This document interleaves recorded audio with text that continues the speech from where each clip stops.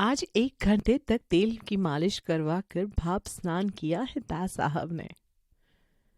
इसलिए शरीर फूल सा हल्का हो रहा है और अंग प्रत्यंग में एक प्रकार की कांति छाई हुई है।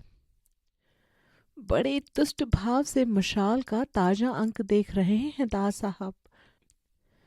पिछले सप्ताह की सारी प्रमुख घटनाएं दी हैं और बड़े सलीके और जिम्मेदाराना ढंग से। मुख पृष्ठ पर असंतुष्टों द्वारा मंत्रिमंडल गिराने के प्रयास की घोर असफलता की बात ही नहीं, वरन उन लोगों की स्वार्थपरता और पदलोलुपता की कड़ी आलोचना भी है। लोचन बाबू की बर्खास्तगी को दास साहब का एक सही और साहसिक कदम बताया है और इस बात की प्रशंसा की है कि पार्टी के अनुशासन और एकता के लिए अपनी ही पार्टी के एक मंत्री को निकाल देने का निर्द्वंद भाव से लिया गया निर्णय निश्चय ही अभिनंदनीय है। बीच के पृष्ठ पर सुकुल बाबू की रैली का समाचार है। तस्वीर कोई नहीं है, पर यह स्वीकार किया गया है कि इस प्रांत के इतिहास में इतनी बड़ी रैली शायद ही कभी हुई हो। विरोधियों की इतनी बड़ी रैली बिना किसी बाधा व्यवधान के शांतिपूर्ण ढंग से हो गई, इसके लिए गृह मंत्रालय और डीआईजी पुलिस के प्रति आभार व्यक्त किया है। इसके बाद तीसरी प्रमुख खबर, दोस्ती की आड़ में बिसु की हत्या करने वाला बिंदा गिरफ्तार। फिर बड़े सनसनीखेज और रोचक ढंग से विस्तृत वर्णन दिया गया था कि किस प्रकार नए सिरे से बयान लेने और गहरी छानबीन करने पर कुछ ऐसे विस्मयकारी तथ्य सामने आए जिसने सारी घटना की दिशा को ही बदल दिया। डीआईजी ने जिस सूझबूझ का प्रमाण दिया इस सारे मामले में, उसकी भूरी भूरी प्रशंसा थी। साथ ही एक छोटी सी बॉक्स में बधाई देते हुए यह सूचना भी थी कि आईजी के रिक्त स्थान को डीआईजी सिन्हा ने संभाल लिया है। उसके बाद सरोहा चुनाव क्षेत्र में बढ़ती हुई सरगर्मियों के अनेक रोचक विवरण और अंतिम पृष्ठ पर 3 तस्वीरों के साथ घरेलू उद्योग योजना की तेजी से बढ़ती हुई गतिविधियों के उल्लेख के साथ आशा व्यक्त की गई थी कि इस सक्रियता और कर्मठता के साथ यह योजना चलती रही तो साल भर के भीतर भीतर गांव के करीब तबके की आर्थिक स्थिति में आमूल परिवर्तन आ जाएगा। इस पृष्ठ के एक एक शब्द को पढ़कर दास साहब के चेहरे पर एक दिव्य आभा छा गई। बापू के सपनों का गांव उनकी आंखों के आगे साकार हो उठा और मन बहुत ही महत्वपूर्ण, बहुत ही सार्थक कर डालने की तोष में डूब गया। तभी जमुना बहन खुद ही नाश्ते की ट्रे लेकर पहुंची। बड़ी सफाई और सलीके से कटा हुआ लंगड़ा आम, तले हुए मखाने, केसरिया संदेश और शहद पानी। आओ, बड़ी आत्मीयता से स्वागत किया दास साहब ने तो ट्रे दास साहब के सामने रखकर बगल में बैठ गई जमुना बहन। सचमुच पति के साथ बैठने का समय ही नहीं मिलता उनको कभी, पर किसी तरह का गिला या शिकायत नहीं है उन्हें। पति का बड़प्पन ही सबसे बड़ा संतोष है उनका। यो दास साहब खुद राजनीति की बात नहीं करते उनसे, पर वे हैं कि एक एक बात की खबर रखती हैं, चाहे पांडे जी से, चाहे लखन से या कहीं और से।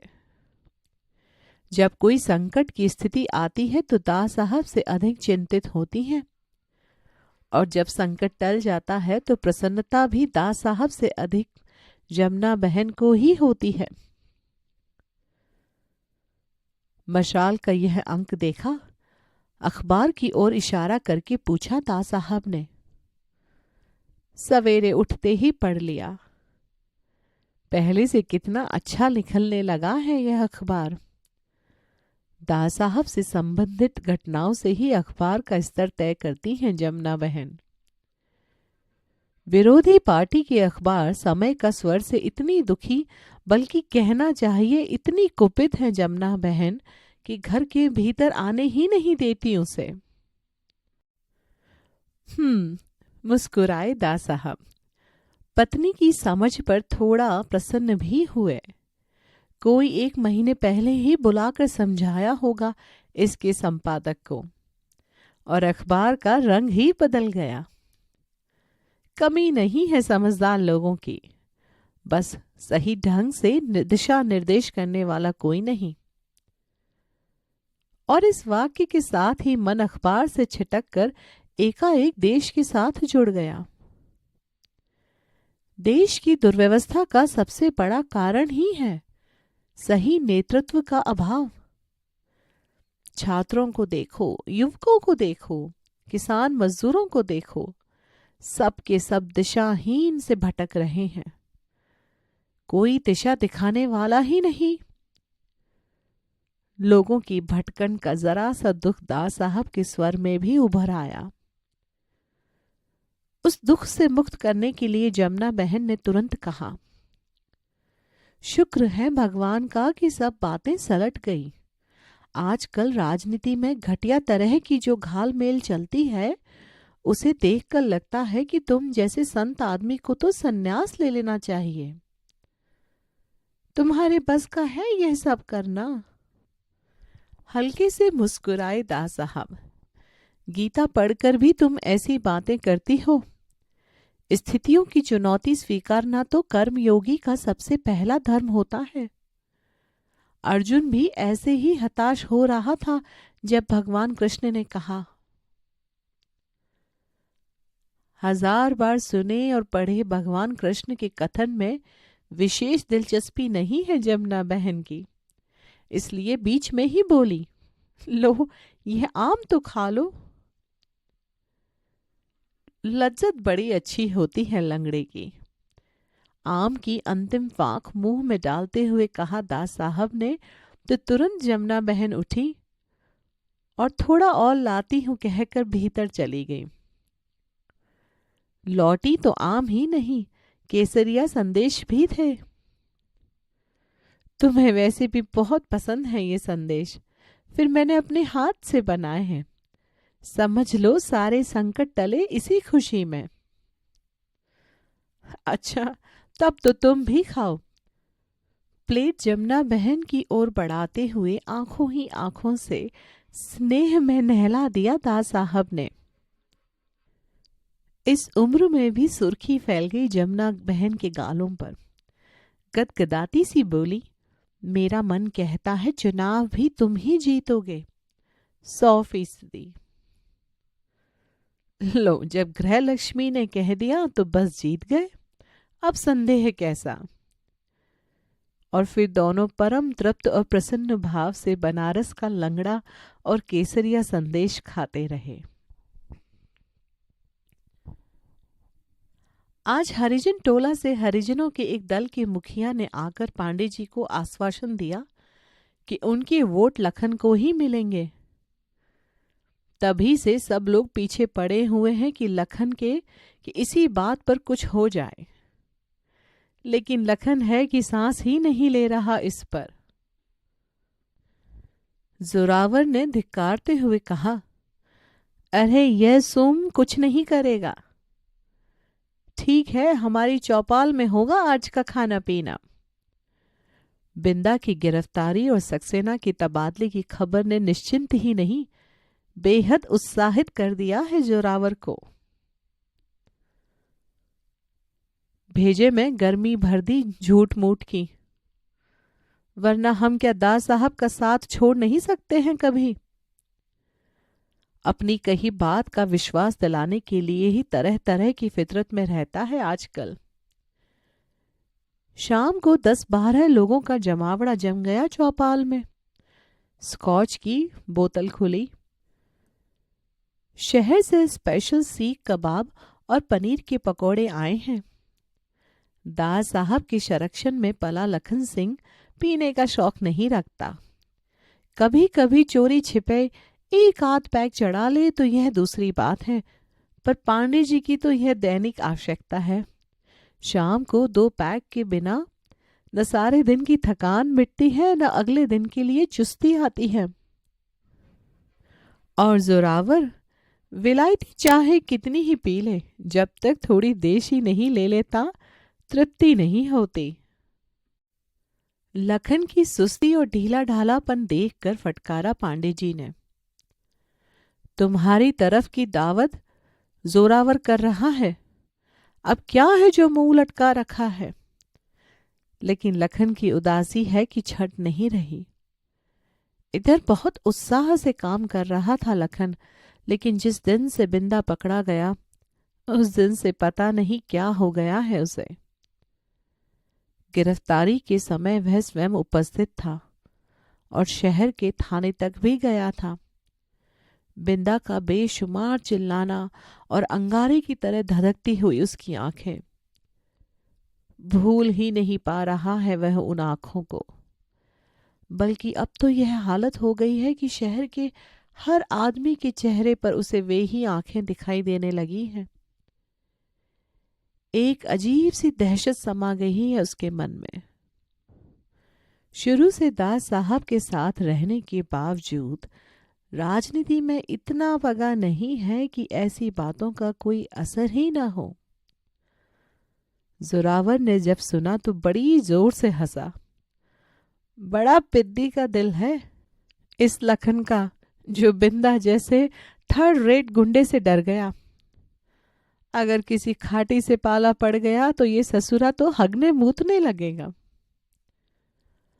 पांडे जी विषय को खींचकर असली मुद्दे पर ले आए। बिंदा की गिरफ्तारी से 5% वोट तो कटे ही समझो। विरोधी लोग खूब प्रचार कर रहे हैं इसका भी। यह अच्छा हुआ कि रैली के एक दिन बाद हुई गिरफ्तारी। फिर भी 5% तो गए। तुम फिक्र नहीं करो पांडे जी, जोरावर के रहते हमें मालूम है सुकुल बाबू को वोट देने वाले कौन हैं। तुम क्या सोचते हो हमारे रहते बूथ पर पहुंच जाएंगे वे लोग? जोरावर के राज में वे ही वोट दे पाएंगे जिन्हें जोरावर चाहेगा। अब यह तो चुनाव का परिणाम बताएगा। इन बातों से पूरी तरह आश्वस्त नहीं हो पाते पांडे जी। चुनाव का परिणाम क्या बताएगा, हम बताते हैं। समझ लो जीत गए चुनाव। और हाथ के एक जोरदार झटके से उसने विजय की घोषणा कर दी। इस जश्न को जीत का जश्न ही समझो। और फिर जोरावर ने सबके गिलास भर दिए। रात 1 बजे खाना लगा। उसके पहले तक लोग जश्न के मूड में पीते ही रहे। लॉन में कनात और शामियाना लगा है और पेड़ों और पौधों पर रंग बिरंगे फूल खिले हैं। श्री और श्रीमती सिन्हा बड़े उत्साह और आत्मीयता से स्वागत कर रहे हैं आने वालों का। बड़े बड़े सरकारी अफसर, व्यापारी, वकील, डॉक्टर, कहना चाहिए क्रीम ऑफ द टाउन जुटा हुआ है इस समय सिन्हा साहब के लॉन में। वर्दीधारी बैरा ट्रे में सॉफ्ट ड्रिंक्स लेकर घूम रही हैं। यहां से वहां तक फैली सजी सवरी मोटी छरहरी महिला ही उपकृत कर रही है इन लोगों को। पुरुषों की भीड़ तो टुकड़ों टुकड़ों में ऊपर नीचे आ जा रही है। यो महिलाओं के लिए भी वह क्षेत्र वर्जित कतई नहीं, पर कम ही है उनकी संख्या वहां। ऊपर के कमरे में बाकायदा बार बना हुआ है। शिवाज, रीगल, ब्लैक डॉग से लेकर देशी रम तक कम से कम 25 किस्म की शराबें रखी हुई हैं वहां। और सिन्हा साहब के दोनों पुत्र बड़ी शालीनता और मुस्तैदी के साथ सबको अपनी अपनी पसंद का ड्रिंक डाल डाल कर दे रहे हैं। सिन्हा साहब शिष्टता के नाते हर किसी के पास 2-2 मिनट जाकर बधाई के बोझ से बोझिल होते जा रहे हैं। श्रीमती सिन्हा बिना किसी काम के ही अपने भारी भरकम शरीर को बड़ी फुर्ती से इधर उधर घुमाकर ऐसी व्यस्तता का आभास दे रही हैं, लगता है जैसे इनके चलने से ही पार्टी चल रही है।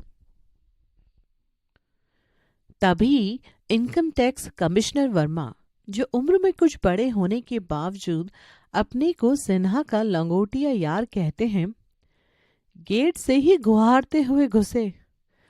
अरे सिन्हा, मुबारक हो भाई। और बड़ी गर्मजोशी से सिन्हा के गले मिले। फिर बड़ी शरारत भरी मुस्कान के साथ कहा, यार बड़ी रौनकें लगा रखी हैं। लगता है बिना डिजर्व किए ही प्रमोशन मिल गया है तुझे, वरना रूटीन प्रमोशन में ऐसा क्या रखा है। कैसी बातें करते हैं भाई साहब, यह पार्टी खाली प्रमोशन की थोड़े ही है कोई। कुछ थिरकते हुए श्रीमती सिन्हा ने कहा तो चेहरे पर अपार विस्मय लाकर वर्मा बोले, तो और क्या हो गया तुम्हारे घर में? 10 दिन को मैं बाहर गया, इस बीच भाई लोगों ने पार्टी का मौका भी पैदा कर लिया। फिर बड़े नाटकीय अंदाज में पूछा, बात क्या हो गई? अपनी कैद की 25वीं वर्षगांठ मना रहे हैं। लाला दीनदयाल ने अपनी तरफ से भारी मजाक किया। ओहो, यह बात है क्या? तब तो इनाम के तौर पर महीने 2 महीने की छुट्टी दिलवा देनी चाहिए सिन्हा को इस कैद से। क्यों भाभी जी? कमाल करते हैं आप भी भाई साहब, ठुमकते हुए मिसेस सिन्हा बोली।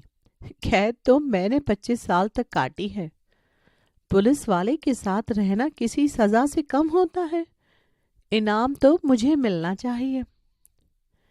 ठीक है, तो इनाम के तौर पर आप छुट्टी ले लीजिए, सिन्हा को मैं अपने साथ ले जाता हूं।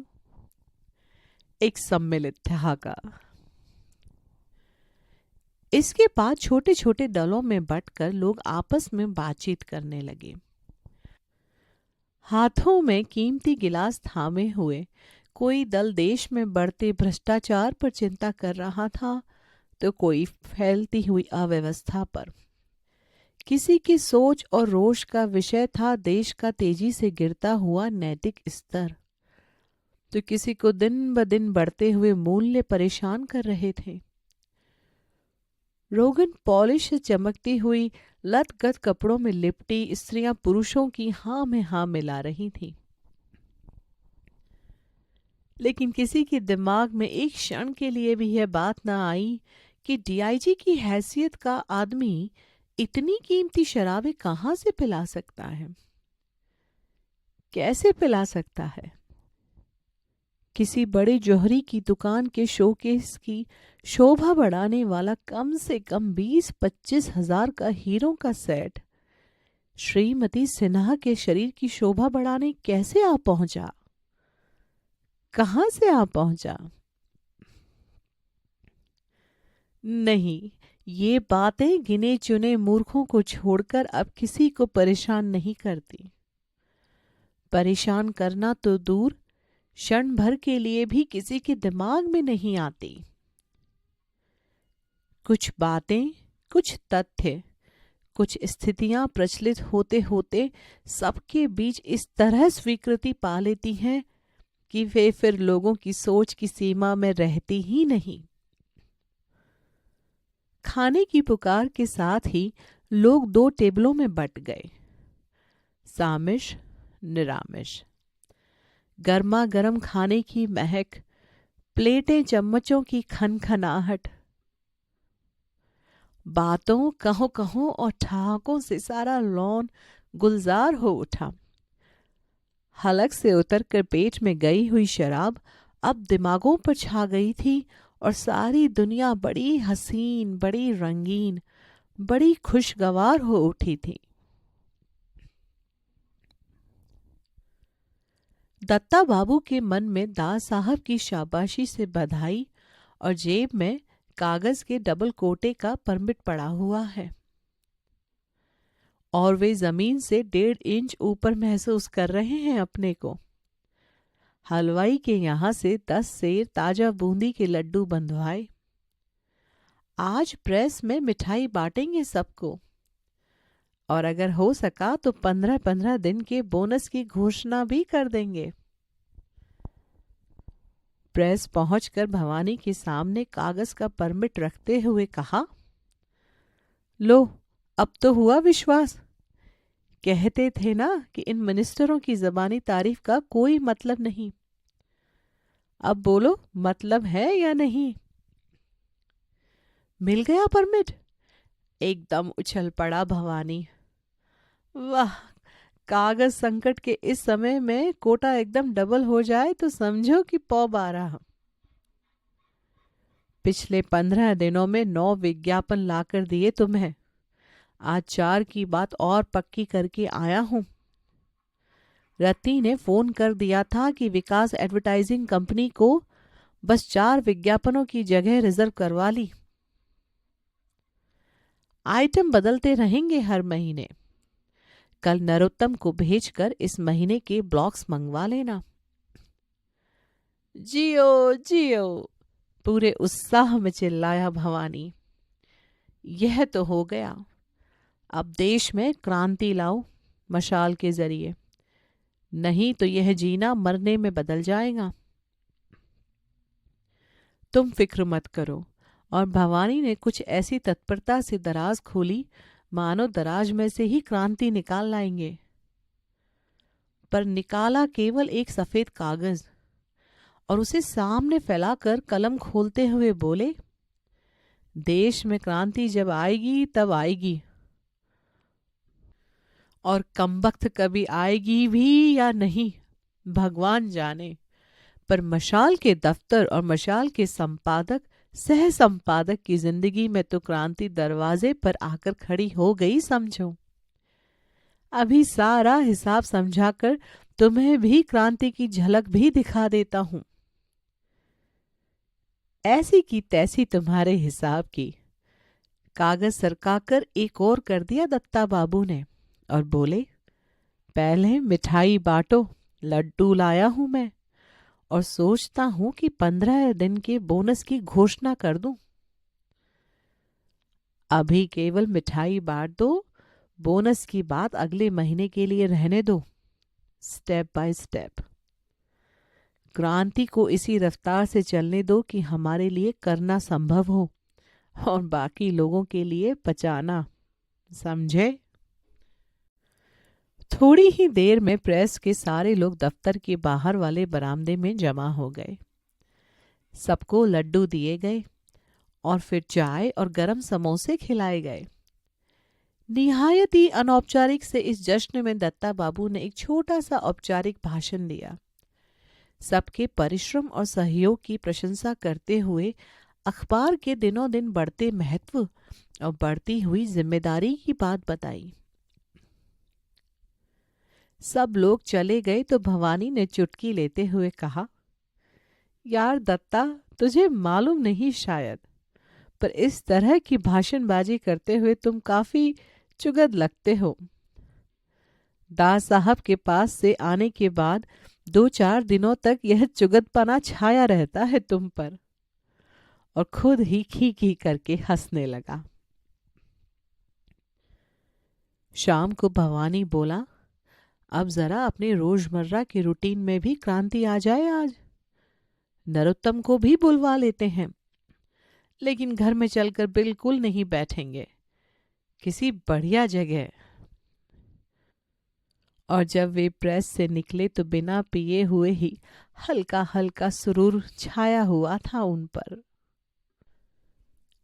सुकूल बाबू की शानदार रैली के उपलक्ष्य में आयोजित एक जश्न निसंदेह एक नया कीर्तिमान स्थापित किया है। इस रैली ने पिछले महीने से केवल दास साहब का स्तुति गान करने वाले मशाल ने भी स्वीकार किया कि इस प्रांत के इतिहास में आज तक तो ऐसी रैली कभी हुई नहीं। 1 लाख से ऊपर ही आदमी जुटे थे वहां। देखने वाला दृश्य था। बिसु की मौत और हरिजनों पर होने वाले अत्याचारों के विरोध में सैकड़ों पोस्टर लिए थे हजारों लोग। सुकुल बाबू का कहना था कि एकदम 42 वाला समा उपस्थित हो गया था। सत्तारूढ़ पार्टी के लोग तो दीदे फाड़ फाड़ कर देखते ही रह गए। सबको जैसे अपनी असली तस्वीर दिखने लगी थी उसमें। सहमते मन से सब अपनी अपनी कुर्सियों के पाए सहलाने लगे। रैली की इस अभूतपूर्व सफलता पर गदगद और भीतर तक कृतज्ञ होकर बिहारी भाई को बाहों में भर लिया था सुकुल बाबू ने। इसमें संदेह नहीं कि इसका सारा श्रेय बिहारी भाई को ही है। पिछले 10-12 दिनों से तो रात दिन एक कर दिया था बिहारी भाई ने। कुछ घंटों को भी मुश्किल से सोए होंगे वह। पैसा तो जरूर पाने की तरह बहाया, पर अपनी कार्यकर्ताओं का दूर दूर तक और कोने कोने में ऐसा जाल बिछाया कि रैली वाले दिन खेत मजदूर और हरिजनों के किसी भी घर में आदमी तो दूर, चिड़िया का बच्चा तक नहीं रहने पाया था। इस रैली को तो जोरदार ढंग से सेलिब्रेट करना पड़ेगा सुकुल बाबू। हर समय सेलिब्रेशन का मौका ढूंढते रहने वाले लालता बाबू बोले। तो काशी ने अपने उसी व्यंग्यात्मक लहजे में कहा, क्यों नहीं क्यों नहीं, बिसु की मौत और हरिजनों पर होने वाले जुल्म तो सेलिब्रेट होने ही चाहिए।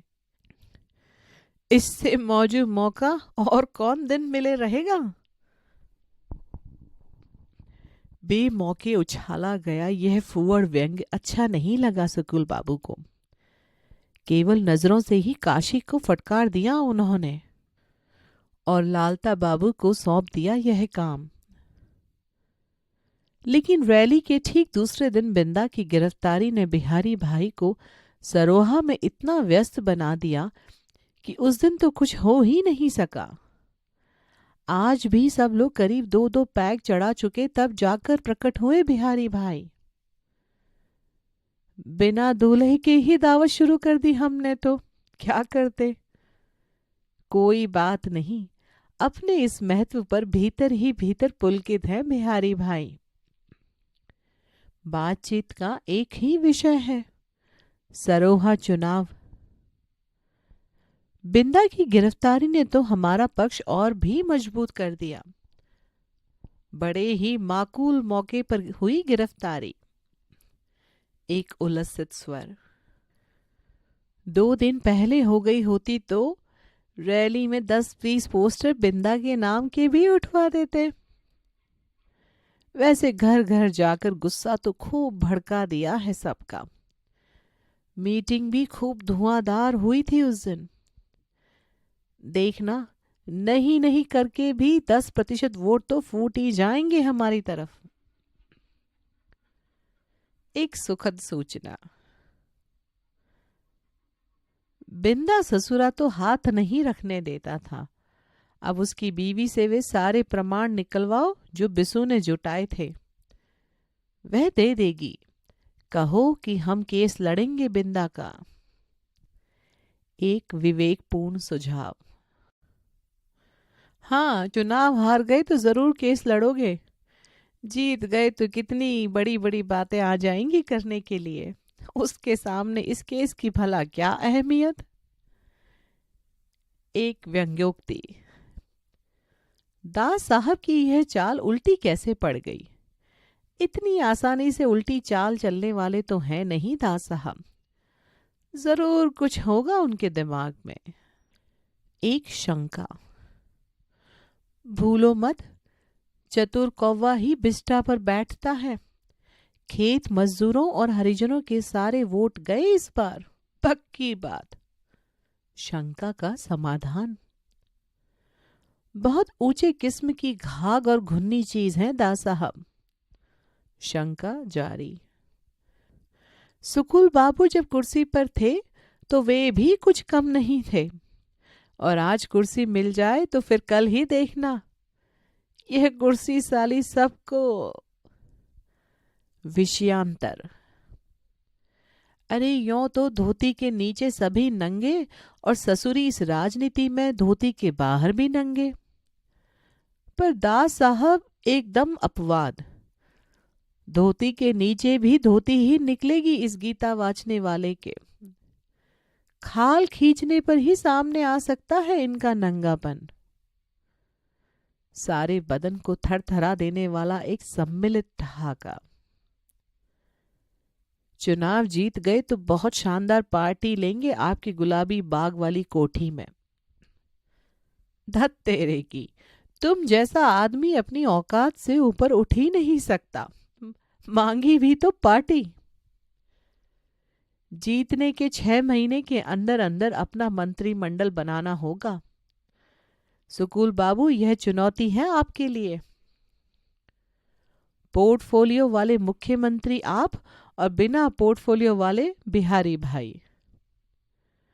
और फिर धीरे धीरे तरंग में आकर सब लोग अपनी अपनी संभावित उपलब्धियों के ख्वाब देखने लगे। शहर के अलग अलग भागों में अलग अलग ढंग से जश्न मनाती, मौज मस्ती में डूबी इस विशाल बिरादरी से कटे हुए 3 लोग, सक्सेना, लोचन बाबू और बिंदा, पूरी तरह उपेक्षित, परित्यक्त और एक तरफ फेंके हुए। अपने सस्पेंशन का ऑर्डर पढ़ने के बाद भी जैसे कोई प्रतिक्रिया नहीं हुई सक्सेना के मन में, न दुख की न पश्चाताप की। सामने बच्चों को खाना परोसती हुई पत्नी पर नजर पड़ी। क्या कहेंगे उससे वह, और कैसे लेगी वह इस खबर को। क्षण भर के लिए जाने कैसी करुणा उमड़ आई पत्नी के लिए मन में, पर थोड़ी ही देर में रुकमा का चेहरा उभर आया।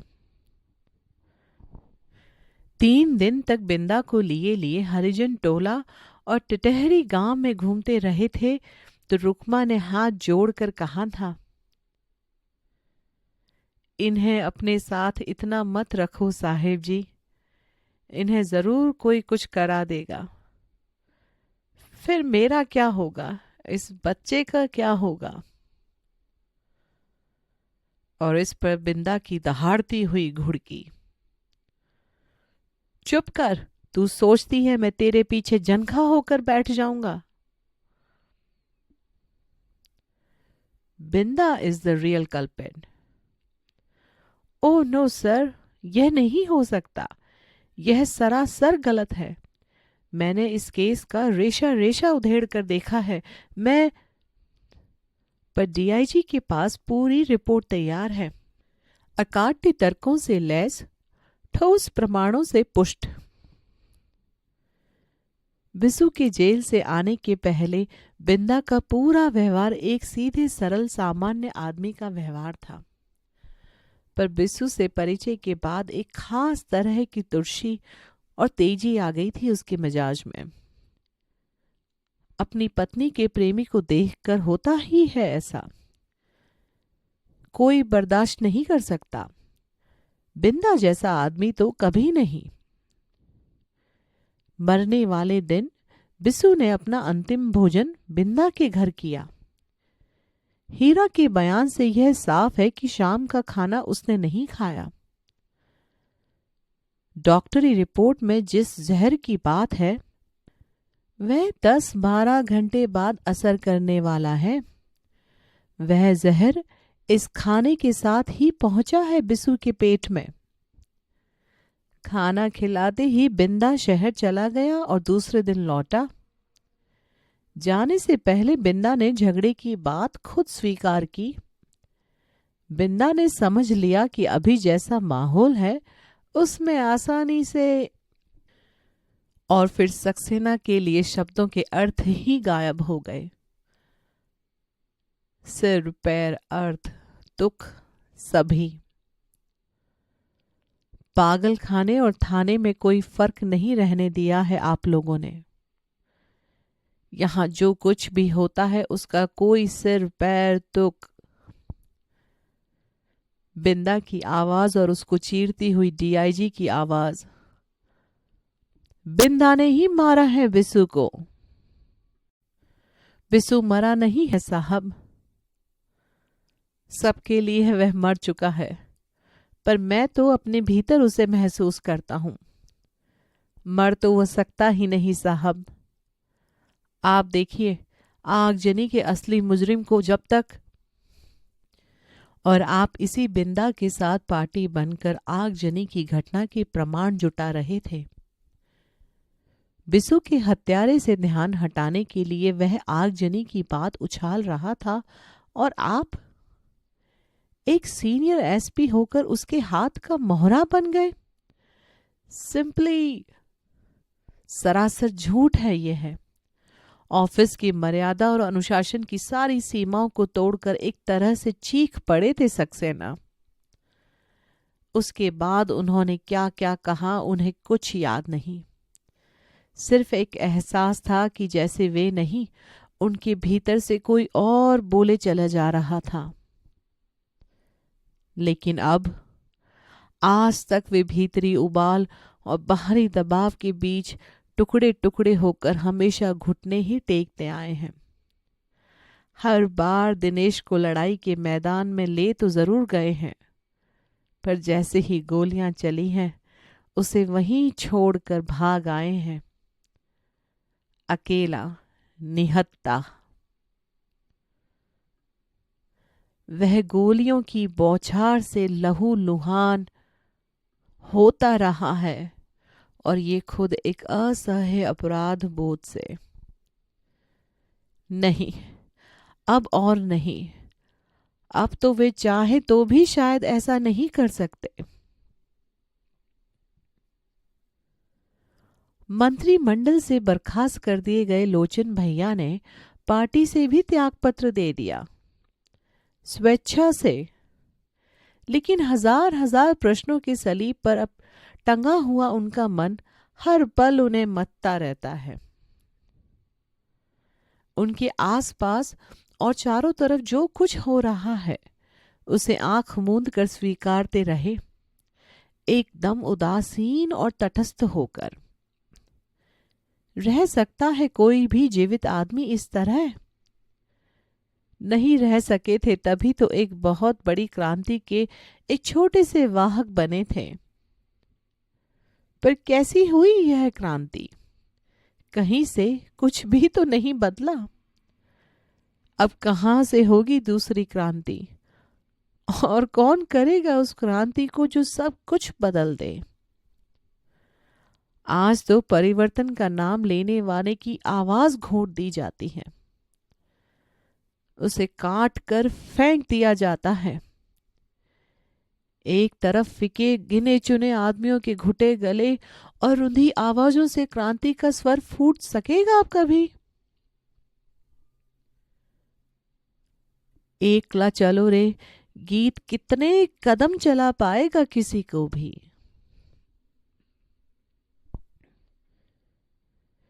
बिसु के जिस नाम को लेकर 1 महीने पहले यहां से वहां तक तूफान मच गया था, अब वही नाम सिमट कर या तो हीरा की आंखों से बहते हुए आंसुओं में रह गया है, या बिंदा की आंखों से बरसते हुए अंगारों में। पुलिस की बैंतों और ठोकरों की बौछार के बीच बिंदा यही कह रहा है, मैंने बिसु को नहीं मारा, मैं बिसु को मार ही नहीं सकता। मुझे तो उसकी आखिरी इच्छा पूरी करनी है। मैं उसे पूरी करके ही रहूंगा, चाहे जैसे भी हो, जो भी हो। आखिरी इच्छा पूरी करेगा? लेकर लेकर। और पुलिस वालों की मार की रफ्तार और बढ़ जाती है, लेकिन बिंदा का चिल्लाना बंद नहीं होता। आवेश में थरथराता हुआ वह चीखता है, मार डालो, मार डालो, तुमने बिसु को मार डाला, मुझे भी मार डालो, लेकिन देखना बिसु की इच्छा को कोई नहीं मार सकता। नहीं मार सकता? ले देख। और फिर बिंदा के शरीर को रुई की तरह धुन कर वे उसे बेदम कर देते हैं। आवेश उसका सिसकियों में बदल जाता है और गर्जना कराह में। रेल के सेकंड क्लास के डिब्बे में सक्सेना की बगल में बैठी हुई रुकमा घुटनों में सिर दिए सिसक रही है और सक्सेना के अपने मन में जैसे धीरे धीरे कोई कराह रहा है। गोदी में रखे ब्रीफकेस में आगजनी के बिसु की मौत के प्रमाणों से भरी फाइलें रखी हैं। इतना समझाने के बाद भी मुसाफिरों से भरे डिब्बे में रुकमा का इस तरह रोना उन्हें अच्छा नहीं लग रहा था। थोड़ी सख्त आवाज में कहा, चुप करो रुकमा। चौंक कर रुकमा ने झटके से सिर उठाया और बड़ी अबूझ सी नजरों से सक्सेना को देखती रही। इतना परिचित स्वर, मगर वह यहां कहां? वह तो जेल में है।